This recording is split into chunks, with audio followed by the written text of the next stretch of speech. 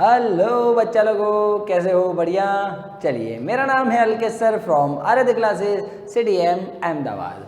दोस्तों, आज हम 12th इंग्लिश मीडियम वाले बच्चों के लिए फिजिक्स में जो चैप्टर 3 है, चैप्टर 3 करंट इलेक्ट्रिसिटी, उसका एक टॉपिक है इलेक्ट्रिकल एनर्जी एंड पावर।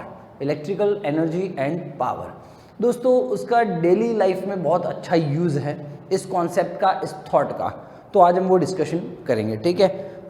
इस थियरी में, मतलब मेरी हर कोई थियरी में आप देखोगे कॉन्सेप्ट होगा, फंडा फोकस होगा, थियरी पूरा NCERT में आप लिख पाओगे, बोर्ड में वैसा होगा, प्लस उसके रिगार्डिंग में सम, उसका एप्लीकेशन कहाँ वो यूज़ होता है, सारा मटेरियल एक में ही आ जाता है, जिससे कि आपको ये वीडियो से ही संतोष हो जाए, ठीक है। चलिए, तो let's start. Electrical energy and power, ये कॉन्सेप्ट मैं दोस्तों बात कर रहा हूँ आपसे कि आपके घर में जो बल्ब होता है,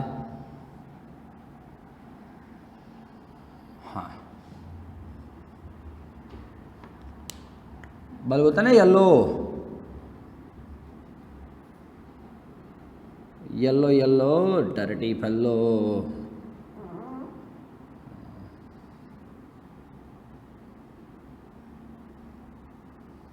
हाँ, ऐसा कुछ, ठीक है। तो दोस्तों कॉन्सेप्ट क्या है, यहाँ पे पॉजिटिव, यहाँ पे नेगेटिव, ठीक है। बल्ब को तुम क्या करते हो, होल्डर में फिट करते हो, तो बल्ब के यहाँ पे एक गोल होगा, एक पॉजिटिव एक नेगेटिव है। तो सिस्टम क्या होगा, सिस्टम ये होता है, देखना आराम से, ये पॉजिटिव है, ये नेगेटिव है, V वोल्टेज रख दूँ, पॉजिटिव से करंट आया, I करंट आया, हाँ कैपिटल I भी लिख सकते हो आप। ये देखो दोस्तों, ये जो बल्ब का फिलामेंट होता है, क्या होता है, फिलामेंट होता है, बल्ब का फिलामेंट होता है, यहाँ से करंट पास होता है और फिर करंट वहाँ पे चला जाता है, ठीक है। ये हो गया सर्किट पूरा कि नहीं हो गया। तो मैं ये बोल रहा हूँ, जब करंट पॉजिटिव टर्मिनल में से निकलकर इस रजिस्टर में आता है, ये दोस्तों फिलामेंट है, ये रजिस्टर जैसा काम करता है, क्या करता है, रजिस्टर जैसा काम करता है। अब जब आपको पता है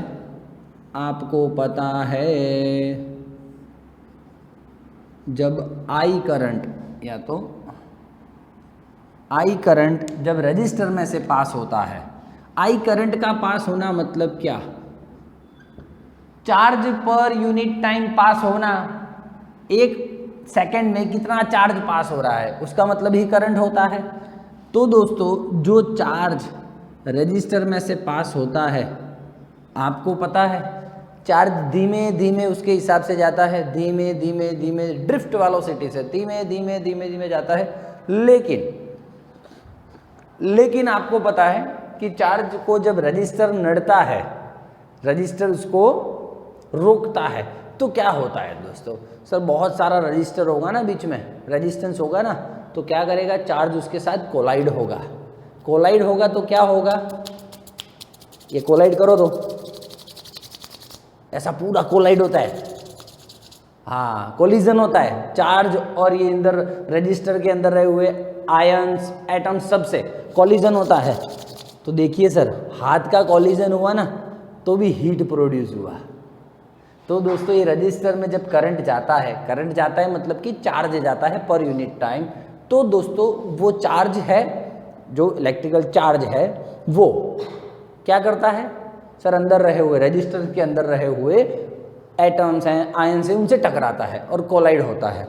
तो सबके ऑसिलेशंस जो धीमे ऐसे हो रहे होते हैं, सबके ऑसिलेशंस फास्ट हो जाते हैं। ऑसिलेशंस फास्ट होना मतलब उनके पास काइनेटिक एनर्जी आ जाती है, और वही काइनेटिक एनर्जी के साथ वो सब कोलाइड करते हैं, और वो काइनेटिक एनर्जी किस में चेंज हो जाती है, अब हाथ घिसो तो जरा, हीट में कन्वर्ट हो जाती है दोस्त। किस में कन्वर्ट हो जाती है, हीट में कन्वर्ट हो जाती है।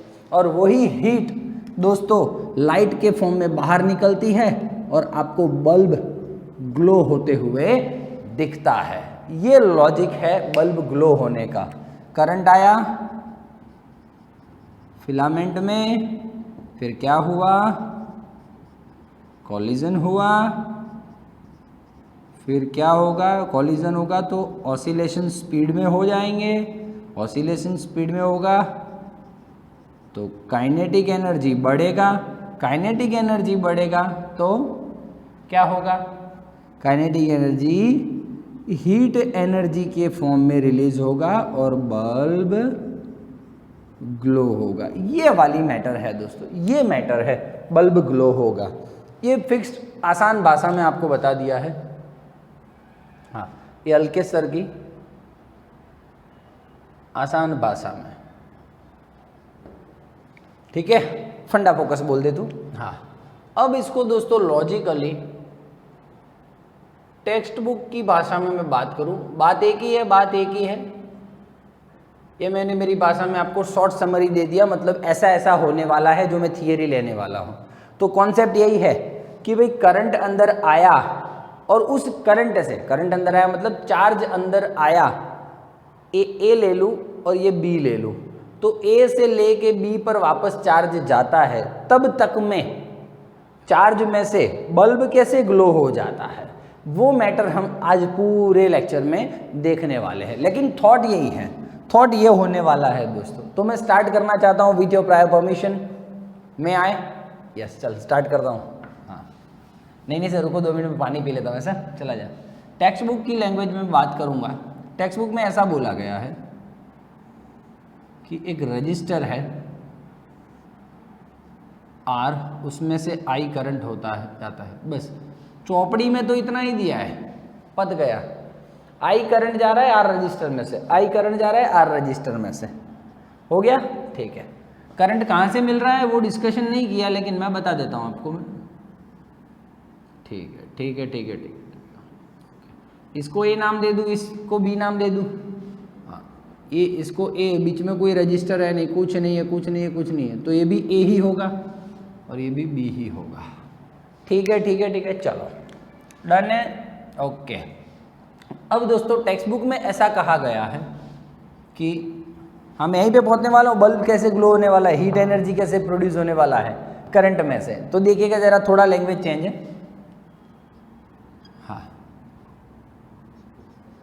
पोटेंशियल ऑफ, या तो potential at point A is equals to VA and potential at point B is equals to VB। ठीक है, हाँ सर सही है, लगे रहो। A पे VA और B पे VB। तो दोस्तों मैं ऐसा बोल सकता हूँ VA का पोटेंशियल B से ज़्यादा है। हाँ सर, क्यों ऐसा बोले आप? अरे आपको पता है दोस्तों, करंट हमेशा ज़्यादा वोल्टेज से कम वोल्टेज की तरफ जाता है, तो VA is greater than VB because I flows from A to B। Okay sir, अच्छी बात है, बोल दिया। तो अब दोस्तों पोटेंशियल डिफरेंस में फाइंड करना चाहूँ A और B के बीच का, तो मुझे ग्रेटर देन 0 ही आंसर मिलेगा हमेशा। क्यों भैया? A ज़्यादा है, B कम है, तो ज़्यादा में से कम माइनस करूँगा तो प्लस में ही आंसर आएगा। ठीक है ठीक है, अच्छी बात है, गुड, वेरी नाइस। दोस्तों पोटेंशियल तो मैंने देख लिया, तुम्हारा नहीं रहे, पॉइंट A पे पोटेंशियल देख लिया। अब बात ये होने वाली है कि आपको पता हो तो A से लेके B तक, A से लेके B तक क्या जा रहा है? करंट जा रहा है? नहीं सर, चार्ज फ्लो हो रहा है, मतलब चार्ज वहां या A से लेके B पर जा रहा है। T टाइम में, जो भी 2 सेकेंड 3 सेकेंड 4 सेकेंड जो टाइम लिया हो, उसमें चार्ज यहां से यहां जा रहा है, चार्ज यहां से यहां जा रहा है। ठीक है, तो दोस्तों मैं ये बोल रहा हूं, इफ चार्ज Q, आपको पता है charge Q is equals to IT, है ना? हाँ, अरे बड़ा Q लूँ छोटा Q लूँ डजेंट मैटर ना।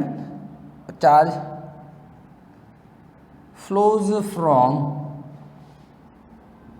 A to B, then potential energy कितना होगा A के पास? बहुत बढ़िया दोस्तों, लास्ट चैप्टर्स में आप देख चुके हो, मुझे बोलने की जरूरत नहीं है। Potential energy at A point, charge into potential, charge into potential. Potential energy at B, charge into potential, charge into potential, ठीक है। Potential energy is equals to charge into potential at A, potential energy at B is equals to charge into potential at B. Okay, now I want to find out the potential difference.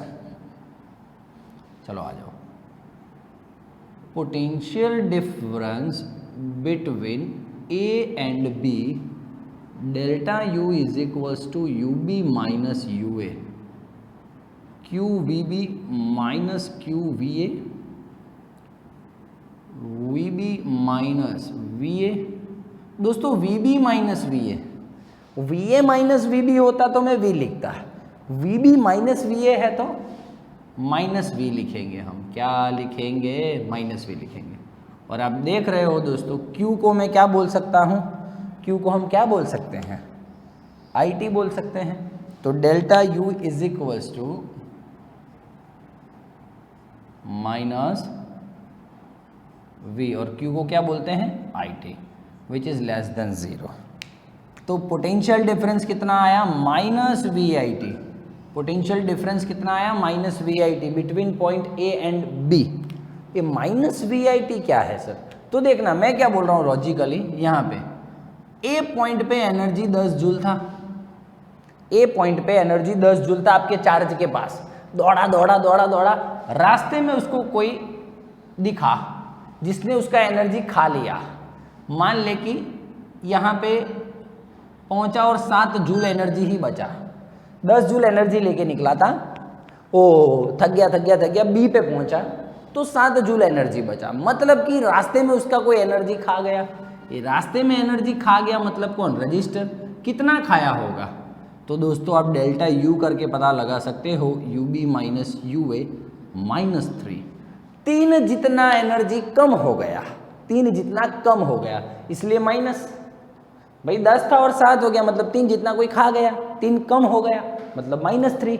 Okay, तो minus VIT जितना energy कोई खा गया, वो कौन खा गया sir, जब करंट, जब चार्ज रजिस्टर में आया तो रजिस्टर में क्या हुआ, कोलिजन हुआ, ऑसिलेशन फास्ट होने लगे सबके, तो काइनेटिक एनर्जी में कन्वर्ट हुआ।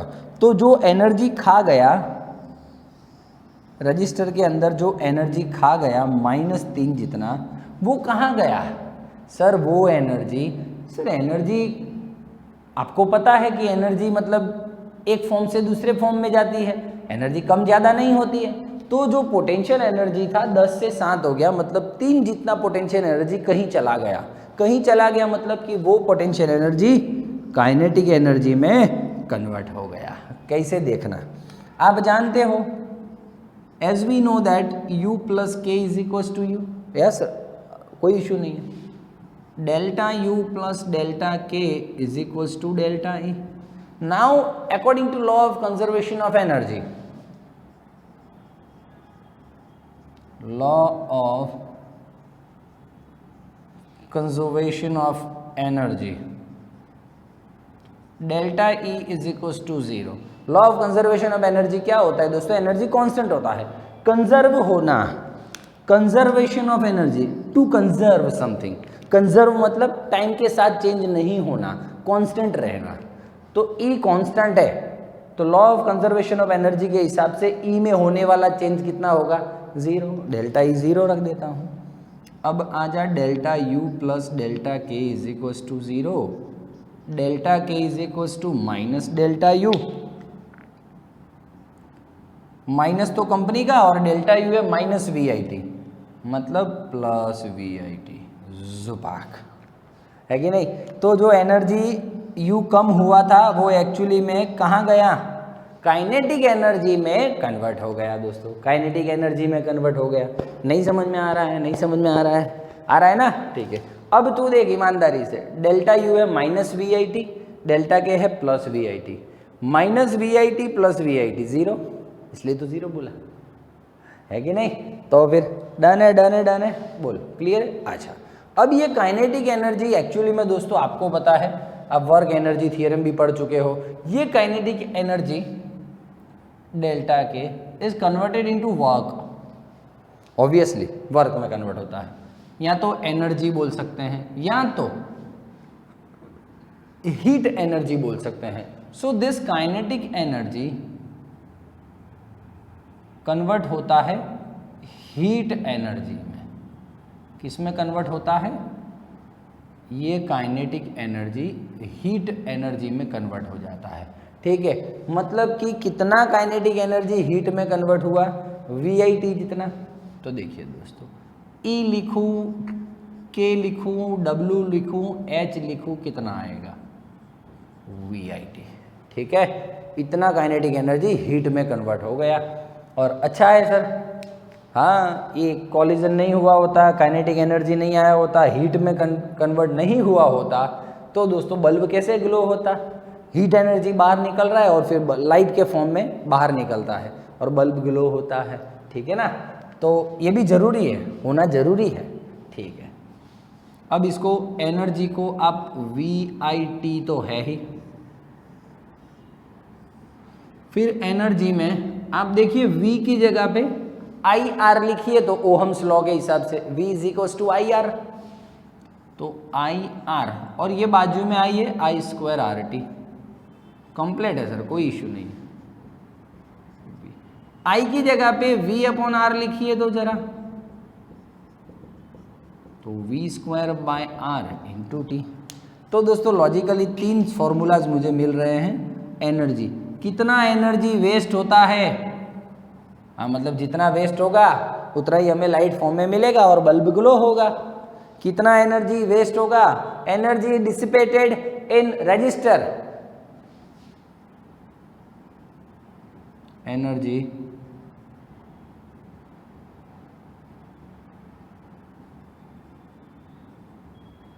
कितना? VIT कितना? I²RT कितना? V²/R × T। इतने सारे फॉर्म्स हैं दोस्तों। Now as you know that, आप जानते हो दोस्तों कि कुछ लॉजिकल बातें आप जानते हो। एक बार स्क्रीनशॉट ले लीजिए, एक मिनट मैं बाजू में रखना, स्क्रीनशॉट ले लीजिए तो आपको पता चले। दिख रहा है बच्चों को क्लियरली? खचाक, मैं भी आ जाता हूँ, खचाक। ठीक है, चला बाजा, एक मिनट रुक जा। बल्ब रफ करने की तो इच्छा नहीं हो रही थी, लेकिन क्या करें आप। जुपक जुपक जुपक जुपक जुम जुम। हाँ, अब देख दोस्त, आपको पता है, मुझे पता नहीं आपको पता है कि नहीं पता है, लेकिन मुझे पता है कि आपको पता होना चाहिए। क्या पता है? कुछ नहीं पता है, चला जा। ये क्या हो रहा है रे? कैमरामैन तो मतलब इंक भरने का बोला, मतलब 10 दिन का साथ में भर देते हैं सर। रोज क्या मगजमारी करने का, रोज भर देने का इंक। चला जा भैया। दोस्तों आपको पता है एनर्जी वेस्ट और डिसिपेटेड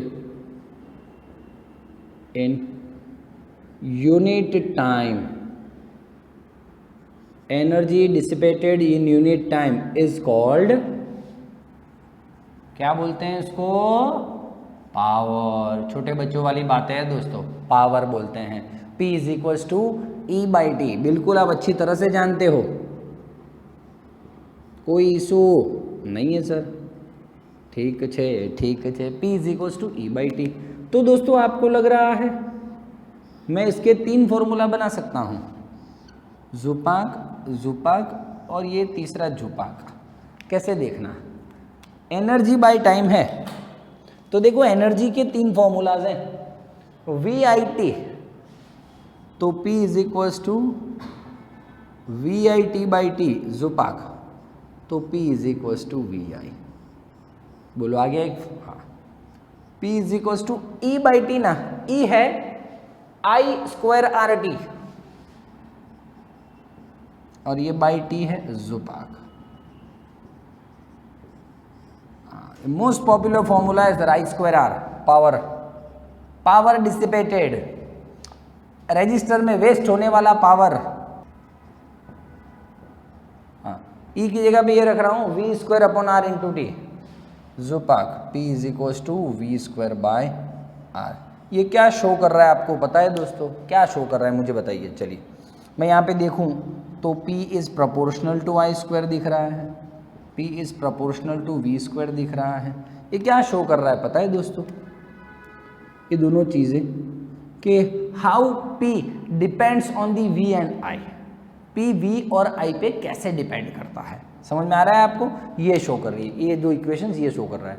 मेन दोस्तों आपका लाइफ टाइम फॉर्मूला है, कॉलेज में जाएंगे वहां पे भी होगा, E is equals to I square R T, W is equals to I square R T, H is equals to I square R T, सब बातें एक ही है। Delta K is equals to I square R T, ठीक है, तो same बातें, कोई इश्यू नहीं है, ठीक है, अच्छी बात है सर।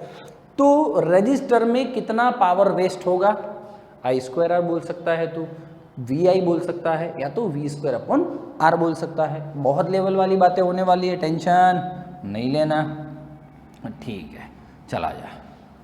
अब एक तगड़ी वाली बात करता हूं, 2 मिनट। हाँ, पावर आ गया दोस्तों। जूल हीट किसको बोलते हैं, या तो जूल इफेक्ट किसको बोलते हैं, जूल इफेक्ट किसको बोलते हैं? तो दोस्तों ऐसा है, पहला लेवल वाली बात,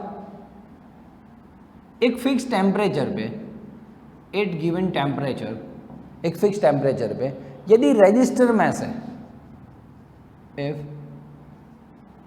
स्टेडी करंट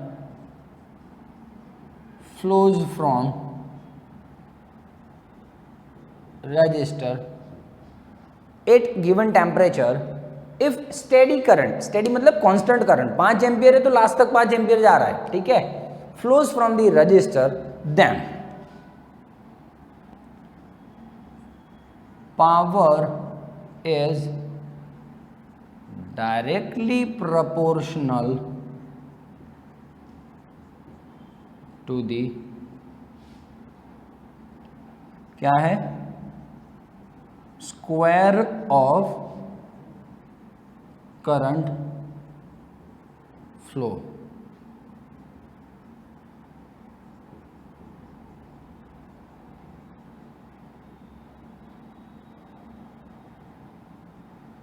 ये बात है दोस्तों, इसको बोलते हैं जूल हीट, है ना, ठीक है।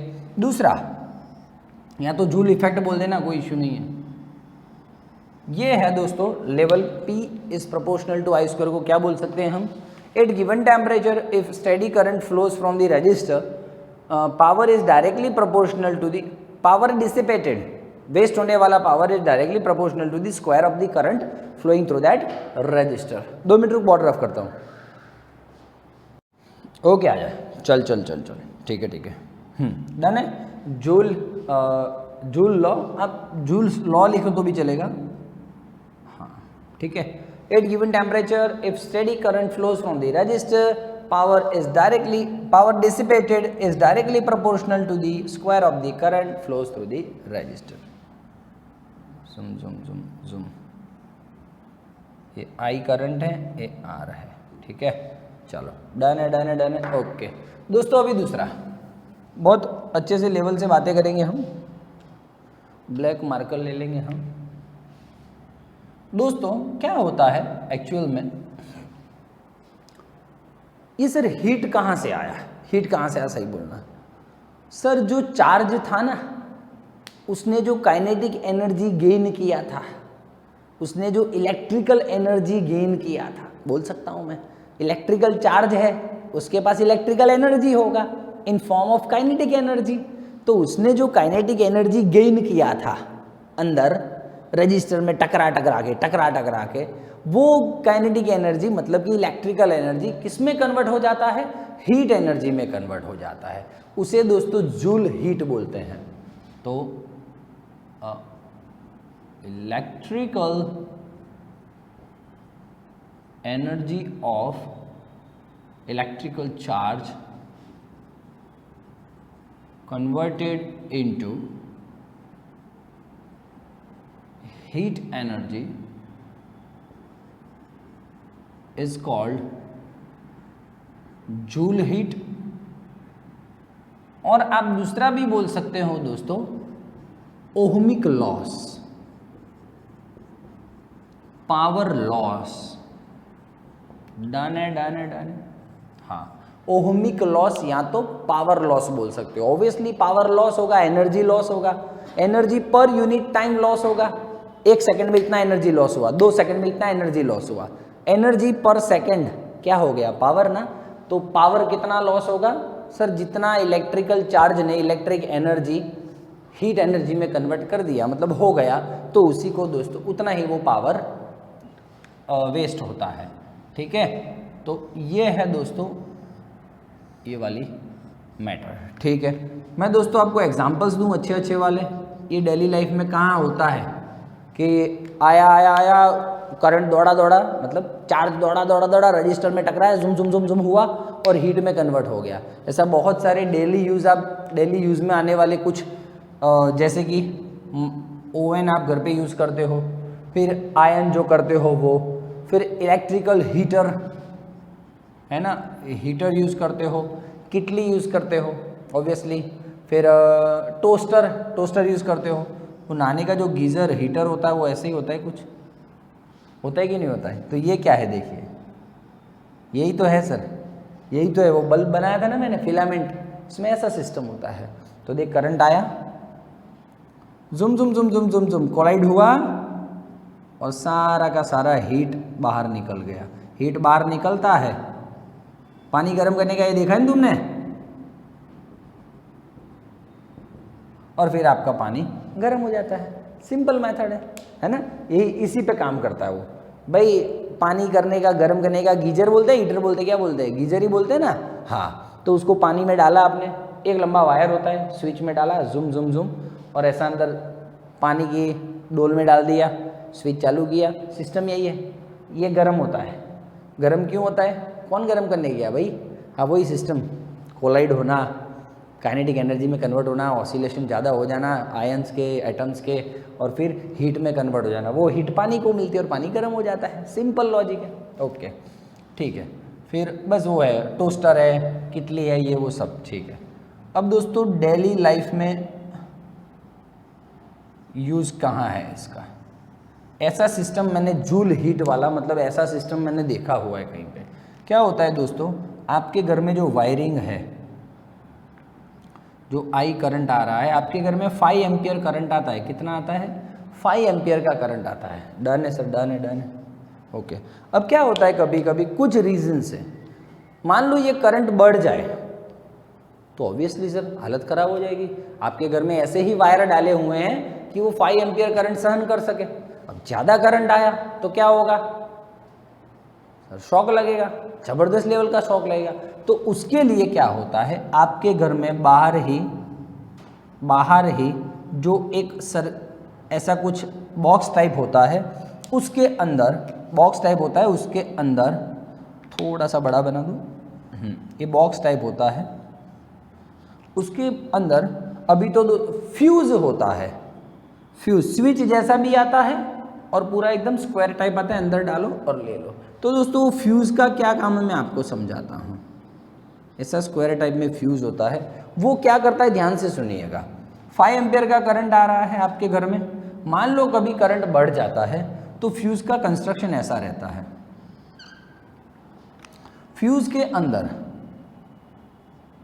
ये देखिएगा हूँ दोस्तों, ये वायर है, ये भी वायर है, हाँ, और ये आपका फ्यूज़ है। सपोज आपको लॉजिक क्लियर करवाता हूँ। फ्यूज़ के अंदर 2 वायर होते हैं,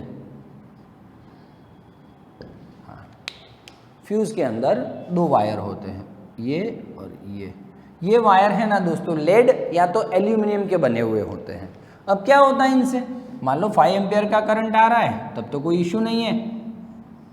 हाँ, अब जैसे ही मान लो 5 एम्पियर से ज़्यादा करंट आया ना दोस्तों, तो ये जो तार लगाए हुए हैं, छोटे छोटे टुकड़े लगाए हुए होते हैं दोस्तों, छोटे छोटे टुकड़े, हाँ, एल्यूमिनियम का या तो लेड का, वो टुकड़े, भाई 5 एम्पियर करंट है, इट्स ओके, मतलब कि पर सेकंड में 5 क्यू जा रहा है पर सेकंड में, वही करंट हुआ, ठीक है। अब उससे तो उतना ये सहन कर पाता है, उतना ये वायर सहन कर पाता है कि भी 5 चार्ज आ रहे हैं पर सेकंड में, तो उतना ऑसिलेशन होगा, उतना काइनेटिक एनर्जी प्रोड्यूस होगा, उतना हीट प्रोड्यूस होगा, ये वायर सहन कर पाएगा। वायर गर्म होगा, सारे वायर गर्म होते हैं दोस्तों जब अंदर से करंट पास होता है। क्यों होते हैं, करंट पास हुआ मतलब चार्ज पास होना, चार्ज पास होता है तो रजिस्टर में कोलाइड होता है तो काइनेटिक एनर्जी बढ़ता है, तो हीट बढ़ता है, इसलिए वायर गर्म हो जाते हैं। तो दोस्तों क्या होता है, 5 एम्पियर तक करंट आ रहा है तो कोई इश्यू नहीं है। जैसे ही दोस्तों 5 एम्पियर से ज़्यादा करंट हुआ तो ये तार जो छोटे छोटे टुकड़े हैं ये इस करंट से ज़्यादा करंट को सहन नहीं कर सकते हैं। और क्या होता है दोस्तों, एल्यूमिनियम का जो मेल्टिंग लेवल है, मेल्टिंग पॉइंट होता है वो बहुत लो होता है। तो क्या होगा, इसको जितना सहन होगा उससे ज़्यादा यदि चार्ज आ गया तो ये तुरंत पिघल जाएगा, तुरंत हीट पकड़ लेगा और तुरंत पिघल जाएगा। हीट तो सब पूरे वायर में हीट है, लेकिन सारे वायर हीट सहन कर पा रहे हैं। पूरा लंबा वायर, पूरा यहाँ पे है नहीं मेरे पास, मान लो ये वायर है, हाँ इसमें करंट जा रहा है, ओके सब बातें हो रही है, सेम हो रही है, सेम बातें हो रही हैं दोस्तों।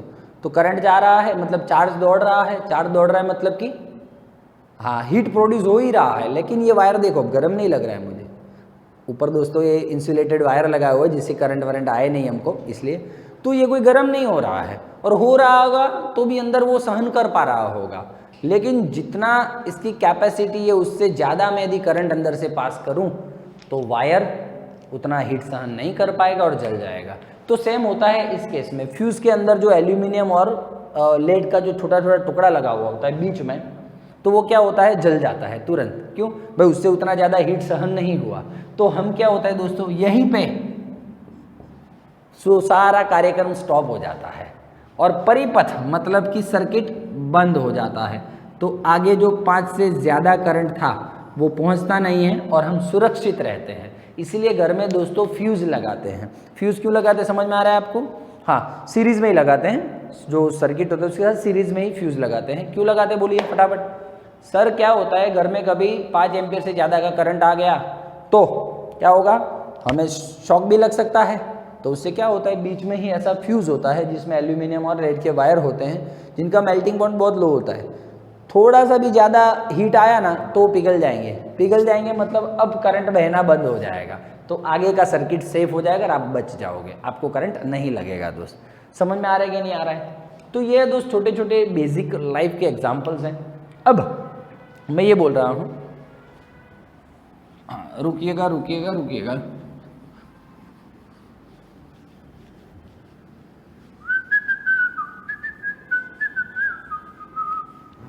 हाँ चलिए ये भी रफ कर दूँ। ओके चलिए, अब ये है लॉजिक बातें।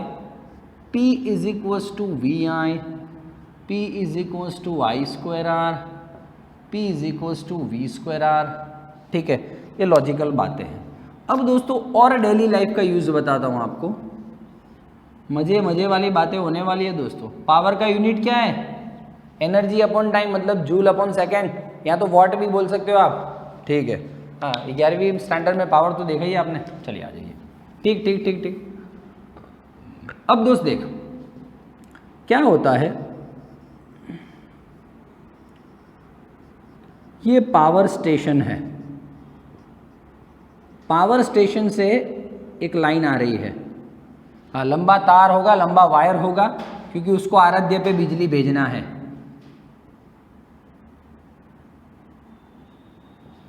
ठीक है, आराध्य पे बिजली भेजना है। अब सर्किट क्या था अपना,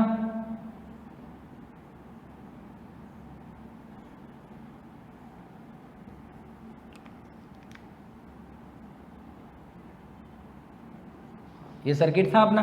ठीक है, तो पहला दोस्तों पावर स्टेशन से आराध्य पे बिजली कैसे आ रहा है ये मुझको समझा दे तो देखो दोस्तों लॉजिक लेवल आपका क्लियर करता हूं। पहले तो ये जो बैटरी लगाई हुई है, या तो पावर स्टेशन में बड़े बड़े सोर्सेस लगाए हुए होते हैं एनर्जी देने के। भाई पावर दूंगा यहाँ से बैटरी क्या काम करता है, बैटरी चार्ज को दौड़ाने का काम करता है, चार्ज को एनर्जी देने का काम करता है। तो बैटरी ने कितना पावर दिया होगा चार्ज को, तो देखिए energy delivered by battery is equals to energy delivered by battery या तो power delivered by battery P is equal to V voltage वाली बैटरी है और I करंट पास कर रहा है, कितना हुआ, इतना पावर बैटरी डिलीवर करती है VI जितना, और कितना पावर इसमें खर्च हो जाता है। तो ये रहा 3 फॉर्मूला है, VI I²R V²/R, इतना पावर खर्च हो जाता है। तो power dissipated in resistor to P is equals to VI I²R V²/R, तीनों 3 फॉर्मूला है मेरे पास, ठीक है, ओके, नो इश्यू। तो देखिएगा दोस्तों, आराम से बहुत लेवल से बातें करेंगे हम, ठीक है, ओके। तो पावर स्टेशन में से कुछ तो पावर मिल रहा होगा चार्ज को, वो कितना होगा, VI, तो मैं लिख देता हूँ पावर डिलीवर्ड बाय सोर्स या तो battery P is equals to VI, ठीक है, V वोल्टेज है, जो सोर्स एनर्जी दे रहा है वो पावर दे रहा है वो, और उसमें से I करंट जा रहा है, ठीक है, ठीक है, ठीक है, ठीक, चलिए। अब सर वायर इतना लंबा है, तो यहाँ पे दोस्तों ऑब्वियसली रास्ते में पावर तो वेस्ट होगा ही होगा। कैसे वेस्ट होगा पावर, तो आपको बताता हूँ दोस्तों। Power dissipated in cable, cable बोल सकता हूँ या वायर बोल सकता हूँ, P is equals to I²R, cable में वेस्ट होने वाला power is equals to I²R, I²R cable का रजिस्टर, ठीक है दोस्तों। आप देख पा रहे हो I² है, तो इस पर से I इज इक्वल्स टू क्या होगा, P/V, तो P²/V² इंटू RC। अब आप देखिएगा, जितना वायर लंबा होता है उतना ही रजिस्टर ज़्यादा होता है sir, R is proportional to length, जितना रजिस्टर ज़्यादा होगा उतना पावर वेस्ट ज़्यादा होगा। अब सर पावर वेस्ट ज़्यादा होगा, मैं यहाँ से भेज रहा हूँ 1000 वॉट और मुझे मिल रहा है 2 वोल्ट, तो क्या मतलब यार, इतना थोड़ी वेस्ट होगा यार मार्केट में, तो लोचा हो जाएगा, बर्बाद हो जाएंगे हम सर। तो क्या करना होता है, मिनिमम पावर कम से कम वेस्ट हो, उसके लिए रास्ता क्या है दोस्त, आर ज़्यादा तो होगा ही होगा, क्योंकि सर 200 किलोमीटर दूर मान लो पावर स्टेशन है और आराध्य पे बिजली लाना है, तो वायर देना पड़ेगा, लंबा जितना वायर होगा उतना रेजिस्टेंस ज़्यादा होगा, उतना ही पावर वेस्ट ज़्यादा होगा। तो क्या करते हैं दोस्तों, इस फॉर्मूला के हिसाब से आप लॉजिक लगा सकते हो कि मैं जितना V हाई रखूं, ज़्यादा वोल्टेज वाला मैं करंट पास करूं, तो क्या होगा, मैं ज़्यादा वोल्टेज वाली बिजली भेजूं तुम्हारे पास, तो सर पावर वेस्ट क्या होगा, कम हो जाएगा। समझ रहा है कि नहीं समझ रहा है। तो देख दोस्त, पहला प्रॉब्लम था प्रॉब्लम नंबर 1 कि पावर वेस्ट न हो उसका क्या करें, तो मैंने सॉल्यूशन दे दिया आपको। क्या करना चाहिए, वोल्टेज हाई कर दो तो पावर वेस्ट कम हो जाएगा। तो किसी ने और बोला कि और लफड़ा है, लोचा है, क्या लफड़ा है, लोचा है, तो बोले प्रॉब्लम 2, हाई वोल्टेज वाला दोस्तों, मतलब हाई वोल्टेज वाला बिजली खतरनाक होता है सर, बिल्कुल हाई वोल्टेज वाला बिजली बहुत खतरनाक होता है। तो अब लोचा, मान लो दूसरा प्रॉब्लम आया, high voltage is not safe voltage, क्योंकि क्या होता है, देख ये पावर स्टेशन है, यहां से तुमने एनर्जी बिजली भेजा, अब आराध्य पे चाहिए इतना सारा वोल्टेज नहीं चाहिए रे यार, मान लो 220 वोल्ट, इतना वोल्टेज वाला मुझे बिजली नहीं चाहिए, मुझे कम चाहिए, मुझे पंखा ही चलाना है, सपोज बात बोल रहा हूँ, मुझे हैवी मशीन चलाना है, तो मुझे 220 वोल्ट से कुछ नहीं होगा, मुझे ज़्यादा वोल्टेज चाहिए। समझना तो बात को, high voltage is not safe, high voltage वाली बिजली सेफ नहीं होती है, तो लोचा हो जाएगा दोस्त, मर सकते हैं लोग। तो क्या है हाई वोल्टेज वाली बिजली क्या करते हैं, उसका पावर स्टेशन से जो बिजली आ रही है वो तो हाई वोल्टेज वाली ही आएगी, हाई वोल्टेज वाली ही आएगी। सर मेरे घर में हाई वोल्टेज वाली बिजली आए तो सर चिपक के कोई लोचा हो जाएगा, है ना। तो क्या करते हैं दोस्त, आराध्य पे बिजली पहुंचाना है, दूसरी एक जगह ऐसी है जहाँ पे 220 नहीं चाहिए, कम चाहिए, दूसरी एक जगह है उससे भी कम चाहिए, और तीसरी एक जगह है वहाँ पे सर ज़्यादा वोल्टेज वाला चाहिए, वहाँ पे फैक्ट्री होगी, कुछ बड़ी मशीन चलानी होगी। तो दोस्तों क्या होता है, घर के आगे जहाँ पे भी मतलब ये बिजली सप्लाई होती है वहाँ पे, और आराध्य के अगल बगल में कहीं पे वो क्या करते हैं, एक हाँ ऐसा बॉक्स होता है, वहाँ पे स्टेप डाउन ट्रांसफॉर्मर लगा देते हैं। Step down transformer, step down transformer क्या करता है मालूम है, वोल्टेज कम कर देता है। तो मान लो 220 वोल्ट वाला आ रहा है, 220 वोल्ट वाली एनर्जी आ रही है, मुझे चाहिए मान ले कि 40 वोल्ट, तो मुझे 40 वोल्ट का ही एनर्जी मतलब बिजली सप्लाई होगा। मान लो कोई कारखाने वाला है, वो बोल रहा है भाई मुझे ज़्यादा चाहिए, मुझे 500 वाली चाहिए, तो उसके वहाँ पे मुझे स्टेप अप ट्रांसफॉर्मर लगाना पड़ेगा। मुझे क्या लगाना पड़ेगा, स्टेप अप ट्रांसफॉर्मर, जो क्या करेगा, बिजली तो आ रहा है 220 वोल्ट का, लेकिन 440 कर दे, 550, 600, 700, जितना तुझे वोल्टेज चाहिए उतना ज़्यादा वोल्टेज वो कर देगा। ठीक है, तो दोस्तों high voltage is not safe, तो उसका मैंने सॉल्यूशन क्या निकाला, उसके लिए स्टेप डाउन ट्रांसफॉर्मर है, टेंशन नहीं लेना। बोल डन है कि नहीं है, बातें क्लियर हो रही है तो मैं आगे बढ़ूँ लाइफ में।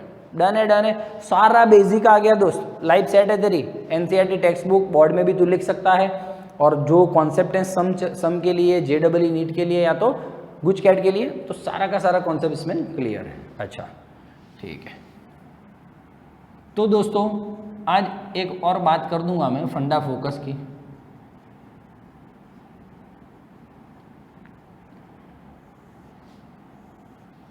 फंडा फोकस जुम जुम जुम, ठीक, ओके। एनर्जी का फॉर्मूला है I²RT। ठीक सर, ठीक, अच्छी बात है, गुड गुड गुड। दोस्तों आपको पता है पावर का फॉर्मूला क्या होता है, E/T, E/T या तो DE/dt। अब दोस्तों इसमें लोचा है, DE = P/dt, कर सकता हूँ, कोई इशू नहीं, कोई इशू नहीं। तो मैं इंटीग्रेट करूँ, क्यों सर इंटीग्रेट करना है, रुक जा 2 मिनट, काम है मुझे। DE = P/dt, ओके, इंटीग्रेशन करना हो, पावर क्या लिख सकता हूँ मैं भाई, E = I²T, तो P फॉर्मूला है हमारे पास I²R, ठीक, इंटू dt। ठीक है, अच्छी बात है। अब यहाँ से सर 2 बातें स्टार्ट होती है, यहाँ से 2 बातें स्टार्ट होती हैं, ये जो फॉर्मूला है। हाँ, DE इंटीग्रेशन करूँ, चलो मैं DE1 का DE के रिस्पेक्ट में इंटीग्रेशन E है, ठीक है। यहाँ से 2 बातें स्टार्ट होने वाली हैं। पहली,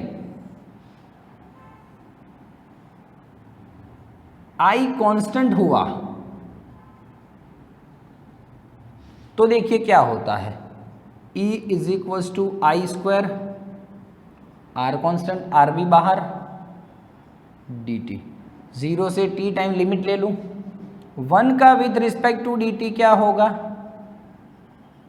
t ही होगा, और t लिमिट है तो आंसर t ही आएगा। तो देखो दोस्तों, जो I कांस्टेंट हुआ, स्टेडी फ्लो हुआ, तो I²RT फॉर्मूला बराबर है, जो आपके बुक में यही है, उससे आगे नहीं बढ़ना है। थोड़ा एक्स्ट्रा नॉलेज के लिए, मान लो I किसी कंडीशन में कांस्टेंट नहीं है, वेरिएबल है, I वेरिएबल है, तो दोस्तों आप लोचे में पड़ जाओगे, तो आपको यही फॉर्मूला यूज करना पड़ेगा। आप R को बाहर ले सकते हो, कोई इश्यू नहीं है, ठीक है। बोलिए I²RDT, डन है। यदि I कांस्टेंट नहीं है तो E = integration I²R × dt use करना पड़ेगा। इसके मैं सम्स करवाता हूँ तो आपको ज़्यादा फील आएगा। 2 मिनट रुक जाओ, स्क्रीनशॉट लेना हो तो ले ले, जपाक आ गया मैं, हाँ ठीक, 1 मिनट रुक जा, देख इसके सम करवाता हूँ तो आपको ज़्यादा फील होगा। सर आप क्या बोलना चाहते हो, करंट स्टेडी नहीं हुआ तो देख क्या होता है, मान ले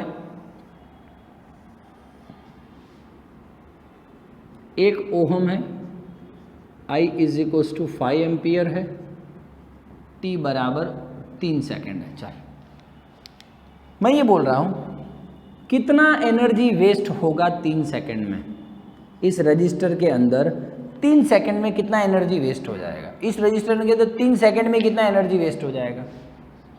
E is equals to I square R T, I है 5 मतलब 25, R है 1 और T है 3 मतलब 75 joule.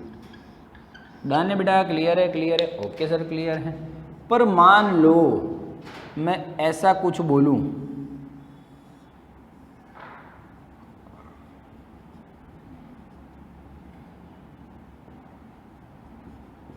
I is equals to 5t, T भाई आई वेरिएबल है, टाइम के साथ चेंज हो रहा है, तो दोस्तों आप क्या करोगे, तो सर हम क्या करेंगे, तो हल्के सर बोलेंगे वैसा करेंगे। तो देखिए दोस्तों फिर आपको एनर्जी का ये फॉर्मूला लगाना है, dt आई स्क्वायर 25t स्क्वायर हो गया इंटू आर मतलब 1 इंटू डी टी। लिमिट क्या है 0 से 3 सेकेंड है ना, लिमिट 3 सेकेंड का। E इज इक्वल्स टू 25 बाहर, ओके 25 बाहर, टी स्क्वायर का integration T cube by 3 0 to 3 25 27/3 हो रहा है भाई, 3 का क्यूब 27 27/3 जुपाक 9।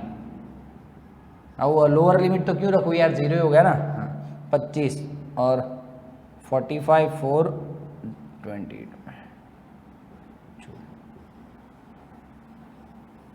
बोलिए दोस्तों, बोलो डन है कि नहीं है, क्लियर बातें हो रही है कि नहीं हो रही है, ठीक है ना। तो दोस्तों ये भी कॉन्सेप्ट आप यूज़ कर सकते हो, स्क्रीनशॉट ले लो, फिर मैं बोर्ड रफ करता हूँ 2 मिनट में।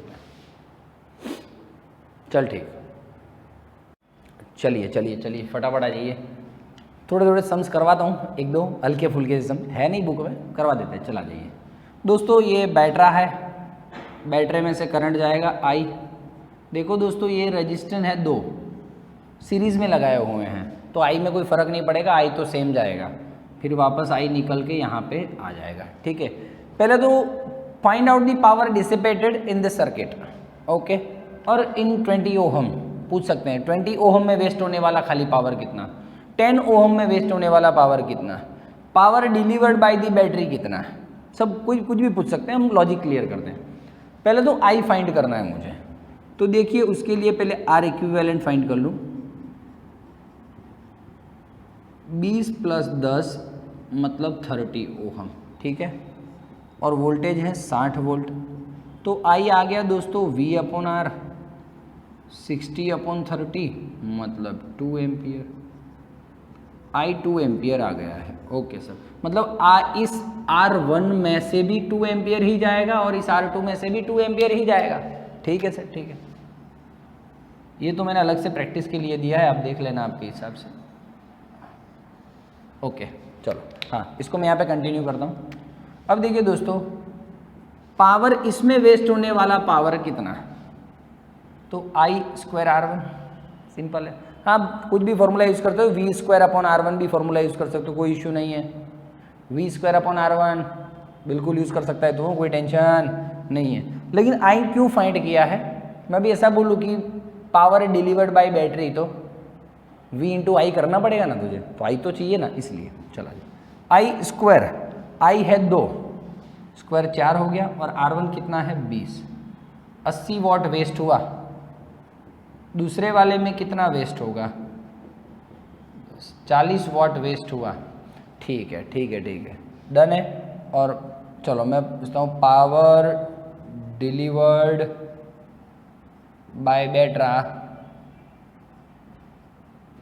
V × I, V है 60, I है 2, 120 वॉट। ओहो हो सर गजब गजब, 120 दिया बैटरी ने और 120 खर्च हो गया, 120 दिया 120 खर्च हो गया, डन है कि नहीं, बोल क्लियर हो रहा है, क्लियर हो रहा है, कंफर्म है?